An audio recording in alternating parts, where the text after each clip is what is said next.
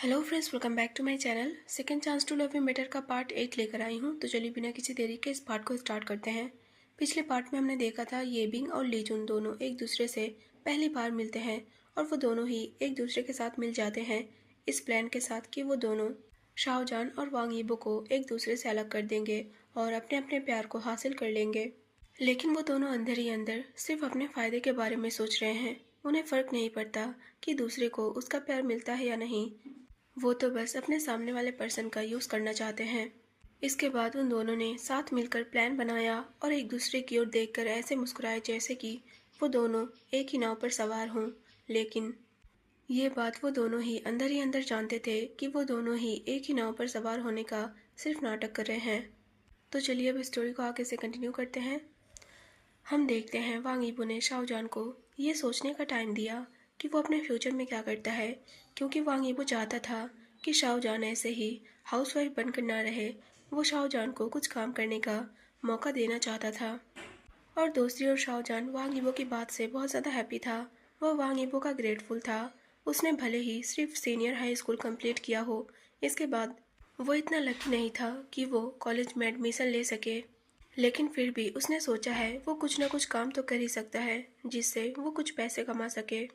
शाहजहां जो कि इस बात से पूरी तरीके से श्योर था कि वो इस कंट्री का वो पहला गेयर होगा जिसके हस्बैंड ने उसे काम करने की परमिशन दी है, और इस मौके का शाहजहां पूरी तरीके से फ़ायदा उठाएगा।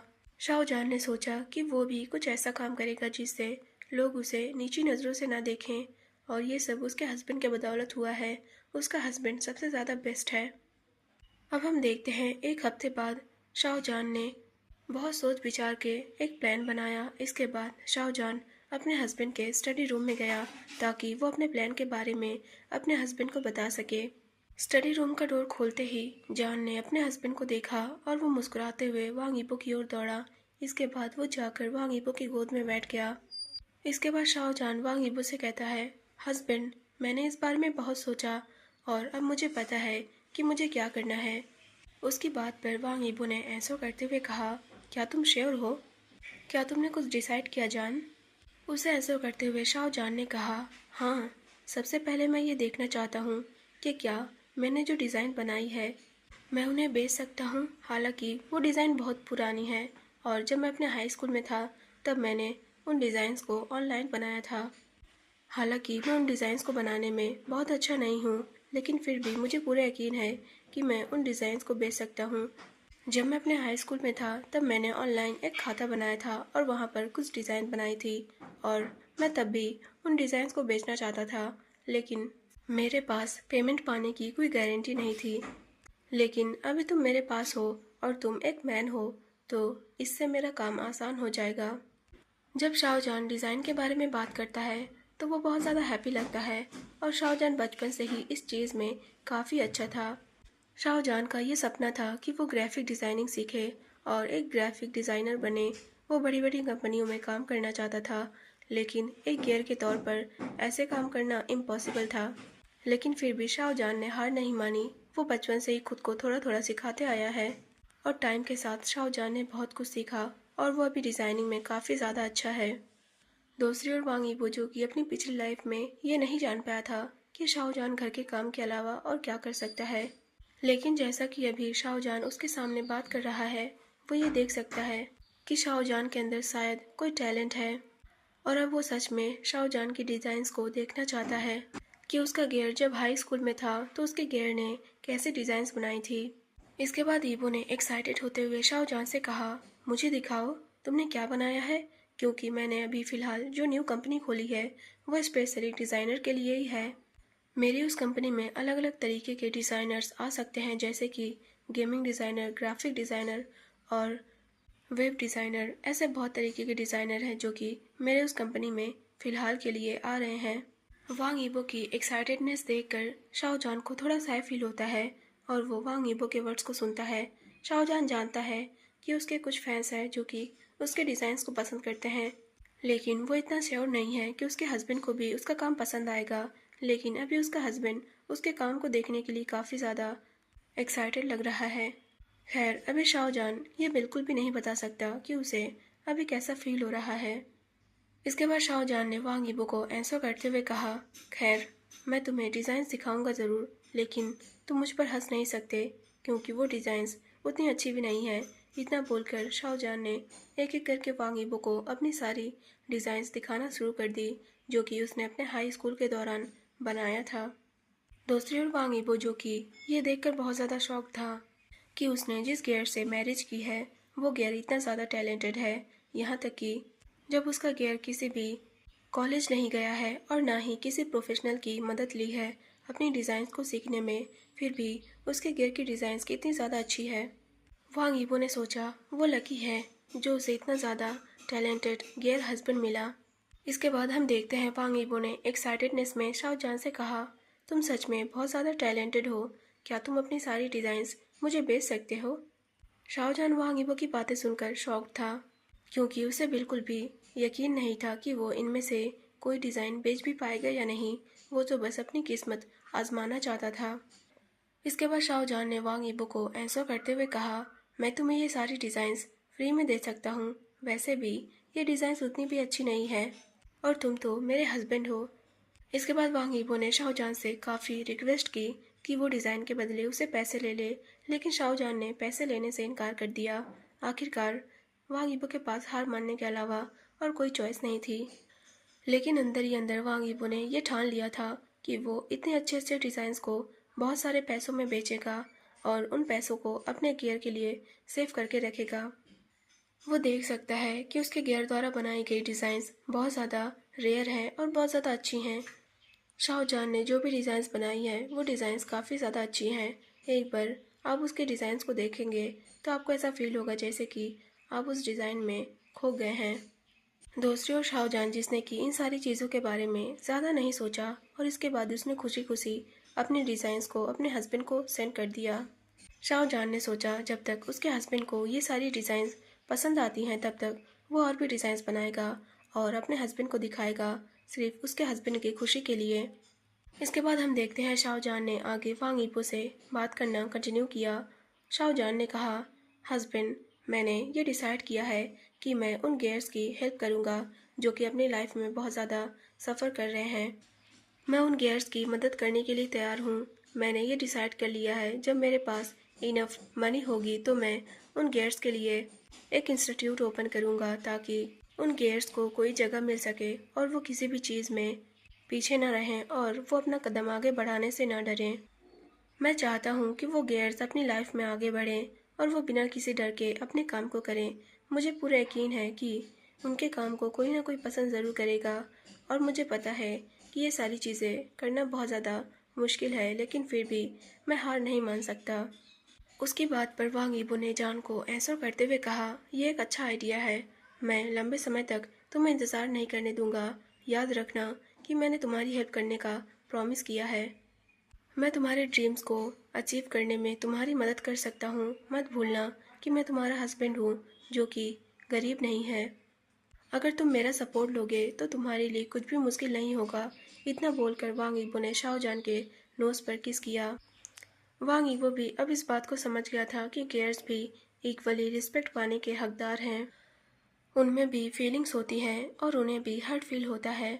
दूसरों की तुलना में इन दिनों गेयर्स के सुसाइड के मामले बहुत ज़्यादा बढ़ रहे हैं और इन सभी की वजह कुछ और नहीं बल्कि भेदभाव है। वांग यीबो जानता है कि उनकी थोड़ी सी मदद बहुत बड़ा बदलाव नहीं ला सकती है, लेकिन फिर भी वो गेयर्स की मदद करने की पूरी कोशिश करेगा। जिन गेयर्स को मदद की ज़रूरत है उन गेयर्स को वो हेल्प करेंगे और उसे पूरा यकीन है कि फ्यूचर में कुछ ना कुछ बेहतर ज़रूर होगा और गेयर्स को भी इक्वली ही रिस्पेक्ट किया जाएगा। शायद उन लोगों के एक छोटे से कदम की वजह से गेयर्स की लाइफ चेंज हो जाए और गेयर्स के पूरे दिन ख़त्म हो जाए। वो गेयर्स के खिलाफ नेगेटिव चीज़ों को ख़त्म करना चाहता है और उसे पूरा यकीन है कि इस छोटे से कदम से कुछ गेयर्स को हिम्मत मिलेगी और धीरे धीरे करके गेयर्स के लिए जो नेगेटिविटी है वो ख़त्म हो जाएगी और इन सारी चीज़ों में वो अपने गियर की पूरी तरीके से हेल्प करेगा। वो अपने गियर का साथ देने से बिल्कुल भी नहीं डरेगा। वो पहले वाला वांग यीबो नहीं है, वो बदल गया है और उसे अब अपने ऊपर पूरी तरीके से यकीन है कि सब कुछ बेहतर के लिए बदल जाएगा और उसके गियर के साथ साथ बाकी गियर्स भी एक अच्छी लाइफ स्पेंड कर सकेंगे। हम दूसरी ओर देखते हैं लू बाई, जो कि वरीड था। पिछले एक वीक से उसके साथ कुछ भी नहीं हुआ है। वो जानता है कि उसे इस बात के लिए ग्रेटफुल होना चाहिए कि वो 7 दिनों से बिल्कुल सेफ है और उसका अनबॉर्न बेबी बिल्कुल सेफ है। लेकिन उसे इस बात का डर भी लगा रहता है कि क्या ये तूफान के आने से पहले वाली खामोशी है। अभी लूबाई आराम कर रहा था, क्योंकि जब से लूबाई प्रेग्नेंट हुआ है तब से वो सोने का आदी बन चुका है। लेकिन तभी उसने अपने डोर पर दस्तक सुनी। हालांकि लूबाई अभी भी नींद में था, लेकिन उसने खुद को फोर्स किया डोर खोलने के लिए। इसके बाद लूबाई ने जैसे ही डोर को खोला, उसने अपने सामने ली सी को देखा। ली सी को देखते ही लूबाई बिल्कुल अपने अलर्ट मोड पर आ गया और ये सोचने लगा कि क्या ली सी यहाँ कुछ करने के लिए आया है। और इस बार तो ली सी ने सीधा डोर खोलने के बजाय डोर को नॉक किया है। दूसरी ओर ली सी ने लू बाई के फेस के एक्सप्रेशन देखे और वो ये समझ गया कि उसकी ये जर्नी आसान नहीं होने वाली है, लेकिन फिर भी वो कोशिश करेगा। इसके बाद ली सी ने लू बाई से कहा, मैंने तुम्हारे लिए कुछ केक खरीदे हैं। जब तुम हाई स्कूल में थे तब तुम इस तरीके के केक्स खाना पसंद करते थे। इतना बोलकर ली सी ने उस कागज के पॉलीथीन को लू बाई के सामने बढ़ा दिया। लेकिन लू बाई ने ली सी के हाथों से वो पेपर कैरी बैग नहीं लिया। वो ली सी को ऐसी निगाहों से देख रहा था जैसे कि वो उसके ऊपर शक कर रहा हो और उसकी बातों पर यकीन नहीं कर पा रहा हो, जैसे कि ली सी ने कुछ अजीब कह दिया हो। इसके बाद लू बाई ने बिना किसी हिचकिचाहट के ली सी से कहा, तुम यहाँ क्या कर रहे हो। उसकी बात से ली सी की भौहें सिकुड़ गई। वो तो सिर्फ परवाह करने की कोशिश कर रहा था।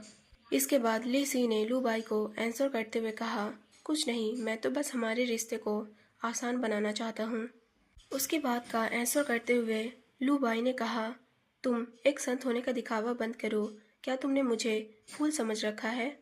मुझे अभी ऐसा लग रहा है जैसे कि तुम मुझसे खेल कर सेटिस्फाइड फील कर रहे हो और अभी इस केक में जहर मिलाकर तुम मुझे मार देना चाहते हो। हालांकि तुमने मुझे इतना टॉर्चर किया, लेकिन फिर भी मुझे उम्मीद नहीं थी कि तुम इतने ज़्यादा क्रूल हो सकते हो। भले ही तुम मेरे लिए सॉफ्ट नहीं हो सकते, लेकिन तुम मेरे पेट में पल रहे उस अपने खून के बारे में तो सोच सकते हो ना। इतना बोलते हुए लू बाई ली सी से कुछ कदम दूर हट गया। लू बाई ने अपने मन में सोचा, वो अपनी लाइफ में एक चीज़ जो कभी नहीं करेगा वो है ली सी की बातों पर भरोसा करना। वो ली सी की बातों पर बिल्कुल भी भरोसा नहीं कर सकता। वो कोई बेवकूफ़ नहीं है और वो उस गेयर की तरह तो बिल्कुल भी नहीं है जिससे वो एक हफ्ते पहले रेस्टोरेंट में मिला था। लू बाई की बातें सुनकर ली सी गुस्सा हो गया और उसने गुस्से में पॉलीथीन कैरी बैग को फेंकते हुए लू बाई का नाम जोर से चिल्लाया।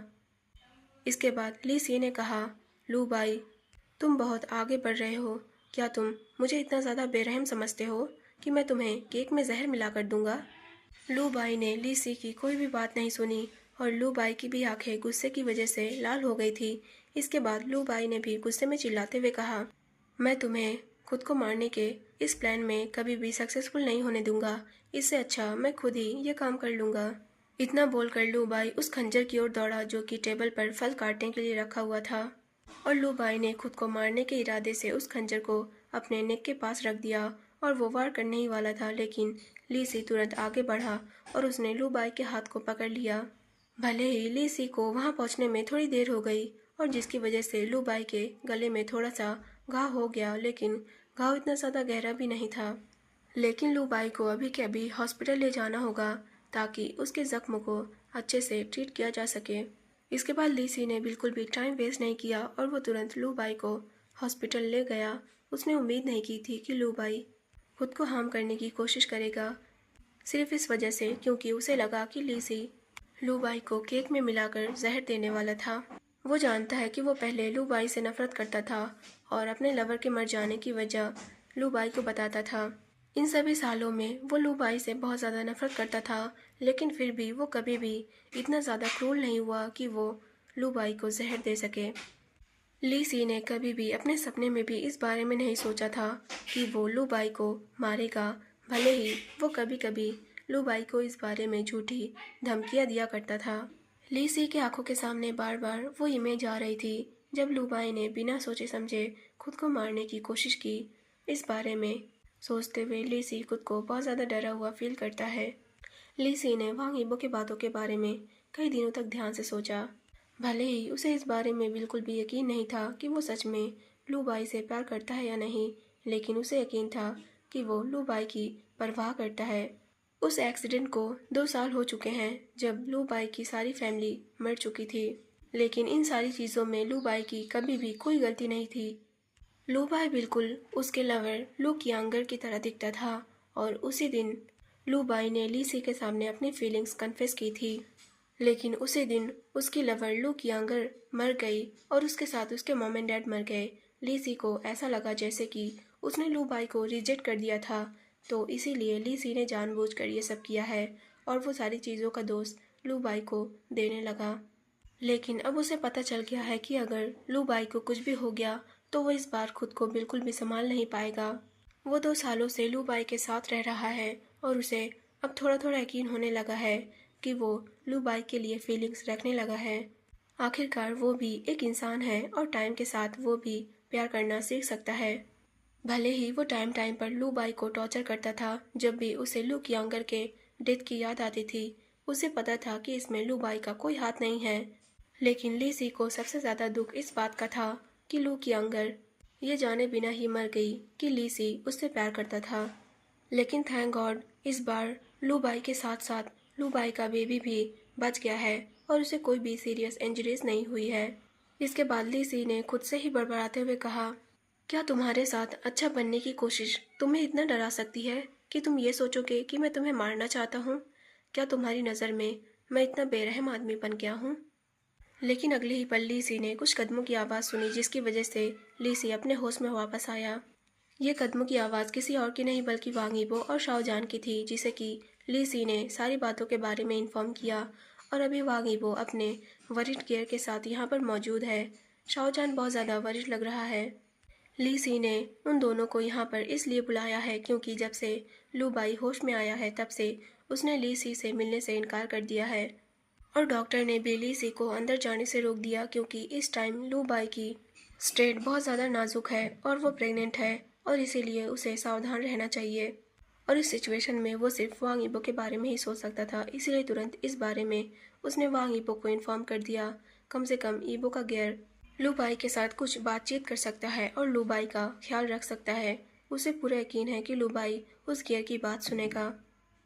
शाओजान के और वांग यीबो के उसके सामने आ जाने से लीसी ने उन दोनों से कहा, आखिरकार तुम दोनों यहाँ पर हो, लू बाई उस रूम में है। इतना बोलकर लीसी ने शाओजान की ओर देखा। शाओजान उसकी तरफ देख भी नहीं रहा था, वो तो किसी और ही ओर देख रहा था।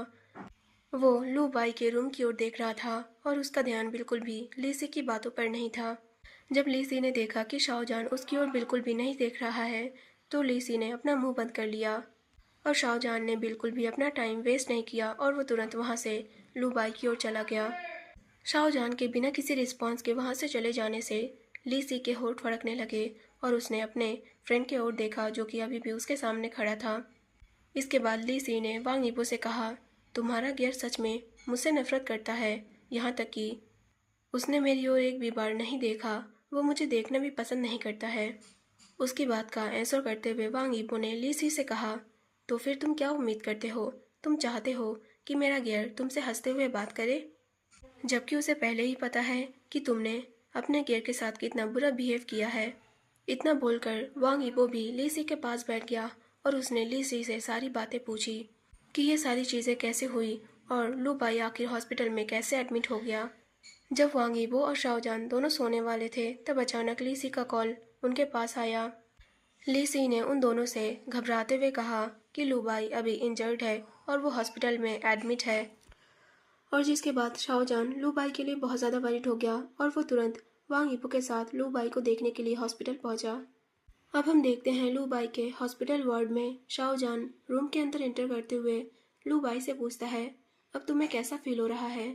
मैंने सुना कि तुम घायल हो गए थे, इसलिए मैं बहुत ज़्यादा वरीड हो गया था और मैं तुरंत हॉस्पिटल चला आया। दूसरी ओर लू बाई जो कि अपने बेड पर बैठा हुआ था और पॉलिश पी रहा था, उसने शाओजान की बातें सुनी और उसने जान को आंसर करते हुए कहा, मैं ठीक हूँ। और क्या वो पर्सन वांग यीबो तुम्हें यहाँ लाया है? क्या तुम भी उस बदमाश लीसे की ओर से बोलने के लिए मेरे पास आए हो? इतना बोलते हुए धीरे धीरे लू बाई के फेस के एक्सप्रेशन बदलने लगे।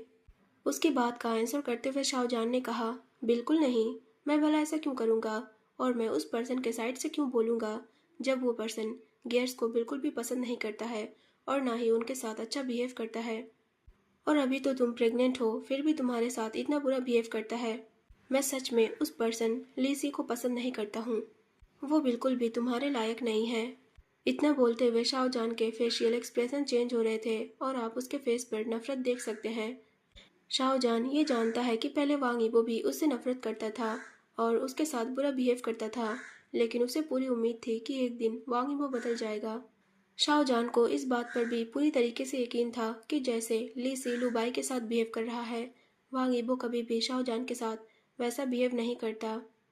एक गेयर की प्रेगनेंसी बहुत ज़्यादा कॉम्प्लिकेटेड होती है और अगर गेयर का अच्छे से ध्यान न रखा जाए तो इससे बच्चा और माँ दोनों ही खतरे में आ सकते हैं और उन दोनों की ही डेथ हो सकती है। शाहजहान कभी भी ऐसे पर्सन को माफ़ नहीं करेगा जो कि प्रेग्नेंट लेडी और प्रेग्नेंट गेयर को सिंपैथी नहीं दिखाता है, जबकि उन्हें अच्छी तरीके से पता होता है कि एक प्रेग्नेंट लेडी या फिर एक गेयर दोनों की बॉडी बहुत ज़्यादा नाजुक होती है जब वो प्रेग्नेंट होते हैं और उन्हें इस टाइम पर बहुत ही अच्छी केयर की ज़रूरत होती है, नहीं तो उस पर्सन की हेल्थ ख़राब हो सकती है और इससे उसकी जान भी जा सकती है। अगर कोई पर्सन किसी की प्रेगनेंसी के दौरान उसके साथ इतना ज़्यादा क्रूल बिहेव करता है तो वो कभी भी किसी के प्यार और सम्मान का हकदार नहीं है और उन आदमियों में से एक आदमी ली सी भी है। अब हम दूसरी ओर देखते हैं लू बाई जिसने कि अपना पॉलिश खाना ख़त्म कर दिया था। इसके बाद उसने शाहजहान की ओर देखा और उसने शाहजहान से पूछा, क्या तुम्हें लगता है कि मैंने खुद को मारने की कोशिश करके गलत काम किया है? मुझे पता है कि मैं प्रेग्नेंट हूँ और मेरा बेबी भी इस दुनिया में आने का हकदार है। उस बास्टर्ड का इतना ज़्यादा टॉर्चर सहने के बाद भी मैंने उसके बेबी को हमेशा अपने पास सेफ रखा। यहाँ तक कि कई बार मैं इस बेबी को खोने के कगार पर था, लेकिन पता नहीं कैसा मिरेकल हुआ जो मेरा बेबी अभी तक सेफ है। लेकिन आज जब मैंने लीसी को अपनी परवाह करने का नाटक करते हुए देखा तो मैं बहुत ज़्यादा डर गया था और मुझे ये पता है कि उसने आखिरकार मुझे जान से मार डालने का फैसला कर लिया है। इसीलिए मैंने सोचा कि उसके हाथों से मरने के बजाय मैं खुद मरना पसंद करूँगा। इससे पहले भी उस लीसी ने मुझे जान से मारने की धमकी दी है क्योंकि उसे ऐसा लगता है कि मैंने उसके लवर को मार डाला है और मैं ऐसे पर्सन पर कैसे भरोसा कर सकता हूँ जिसने कि अचानक खुद को बदलने का फैसला किया है। लू बाई की बातें सुनकर शाहजहान ने तुरंत लू बाई को हक कर लिया क्योंकि लू बाई रोने लगा था। इसके बाद जान ने लू बाई के आंसू पोंछे। वो जानता है हर किसी की लाइफ में उनकी एक अलग कहानी होती है और वो नहीं जानता कि लू बाई के लाइफ में उसकी कहानी क्या है, लेकिन उसे पूरा यकीन है कि लू बाई की लाइफ भी ज़्यादा अच्छी नहीं रही होगी। इसके बाद शाहजहान ने लू बाई से कहा, मुझे पता है कि तुम डर के कैसे जीते हो और डर के जीना कैसा फील होता है। तुम हर टाइम इस बात से डरते हुए जीते हो कि तुम कभी भी और किसी भी टाइम मर सकते हो। लेकिन शायद लीसी सच में बदलना चाहता है या फिर वो कोई दिखावा कर रहा है, क्योंकि मेरा हस्बैंड भी पहले लीसी की तरह ही हुआ करता था। मैं भी पहले हमेशा ये उम्मीद करता था कि मेरा हस्बैंड एक दिन बदल जाएगा और वो मुझे प्यार करने लगेगा, वो मुझसे अच्छा बिहेव करने लगेगा। और बिल्कुल जैसा कि मैंने विश किया था, बिल्कुल वैसे ही मेरा हस्बैंड बदल गया और वो मेरे साथ अच्छा बिहेव करने लगा। बात करते हुए शाहजहान धीरे धीरे मुस्कुराने लगा था। शाहजहान उन बातों को सोचकर सैड फील करता है जो कि पहले उसके साथ बीत चुकी हैं, लेकिन अब उसे ये बात सोचकर और भी ज़्यादा हैप्पी फील होता है जब वो सोचता है कि उसका हस्बैंड बदल गया है और अब उसका हस्बैंड उससे प्यार करने लगा है। लू बाई ने शाहजहान की बातें सुनी। इसके बाद उसने शाहजहान से कहा, तो गॉड ने तुम्हारी विश को पूरा किया। भले ही तुम्हारा हस्बैंड पहले एक बुरा आदमी हुआ करता था, लेकिन वो इतना भी बुरा नहीं था और वो बाद में सुधर गया। लेकिन मेरी लाइफ की स्टोरी कुछ और है। जब मेरी बहन लू कियांगर की डेथ हुई तब ली सी ने मुझसे सारे रिश्ते तोड़ लिए क्योंकि वो मेरी बहन लू कियांगर से प्यार करता था। लेकिन मैंने कभी उम्मीद नहीं की थी कि ली सी सालों बाद वापस आएगा और मुझे मैरिज के लिए प्रपोज करेगा। ली सी के प्रपोजल को सुनकर मैं बहुत ज़्यादा हैप्पी था और मैं भी उससे मैरिज करने के लिए तैयार हो गया। लेकिन मैंने कभी भी उम्मीद नहीं की थी कि ली सी मुझसे बदला लेने के लिए मुझसे मैरिज करेगा। ली सी ने पहले से ही मुझे हिल दिखाने की तैयारी करके रखी थी। जब से हम लोगों की मैरिज हुई उसके बाद से ली सी मुझे लड़कियों की तरह कपड़े पहनने के लिए कहता था क्योंकि मेरी बहन बहुत हद तक मेरी जैसे दिखती थी। यहाँ तक कि ली सी ने मुझे लू कियांगर की तरह ही बिहेव करने के लिए कहा। और मैंने भी बिना किसी शिकायत के उसकी सारी बातों को माना। जब तक लीसी खुश रहेगा तब तक मैं उसके लिए कुछ भी कर सकता था। मैं लीसी से बहुत ज़्यादा प्यार करता था, लेकिन अब धीरे धीरे लीसी मुझे इग्नोर करने लगा था। वो मुझे मारता पीटता और मुझे नीचा दिखाता था। इसके बाद लीसी ने मेरे ऊपर यह आरोप भी लगाया कि मैं अपनी बहन लू कियांगर की तरह बिहेव करने का नाटक कर रहा हूँ और मैं बस उसकी तरह बनना चाहता हूँ। इतना सब कुछ हो जाने के बाद भी मैंने कभी भी हार नहीं मानी और सब कुछ सहता गया, इस बात की उम्मीद से कि कभी न कभी लीसी को मेरे प्यार का एहसास होगा। हम दोनों कभी भी एक दूसरे के क्लोज नहीं आए थे क्योंकि लीसी मेरी बहन लू कियांगर को प्यार करता था और मैं बस उसकी जगह एक रिप्लेसमेंट था। इसके बाद मैंने आगे बढ़ने का डिसाइड किया और मैंने ये उम्मीद करनी छोड़ दी कि लीसी कभी बदलेगा। दूसरी ओर शाओचान, जो कि लू बाई की सारी बातें सुन रहा था, वो कुछ देर तक ऐसे ही चुप रहा और कोई भी जवाब नहीं दिया। उसने बस लू बाई को हक किए रखा, ये उम्मीद कर रहा था कि शायद हक करने से लू बाई को थोड़ा कंफर्ट फील होगा। तो गाइस, आप लोग को ये पार्ट कैसा लगा कमेंट सेक्शन में ज़रूर बताना, और अगर वीडियो पसंद आया तो वीडियो को लाइक ज़रूर कर देना। और गाइस प्लीज़ बैकग्राउंड नॉइज़ को इग्नोर करना, क्योंकि मैं सुबह के 5 बजे वीडियो रिकॉर्ड करती हूँ तब भी इतना ज़्यादा नॉइज़ हो रही है, आप लोग सुन ही सकते हैं। बहुत ज़्यादा इरिटेटिंग था, लेकिन मैं कुछ भी नहीं कर सकती, हमारे पड़ोस में ही काम चल रहा है तो मुझे नहीं पता कब तक काम चलेगा। आप लोग प्लीज़ नॉइसेस को बेयर कर लेना। और मैं रेगुलर अपडेट करना चाहती थी, इसीलिए कैसे भी करके मुझे रिकॉर्ड तो करना ही है। नॉइसेस की वजह से मैं रिकॉर्ड करना बंद नहीं कर सकती। तो बस इतना ही कहना था और आज के लिए बस इतना ही। फिर मिलते हैं इस एफएफ के नेक्स्ट पार्ट में, तब तक के लिए बाय बाय।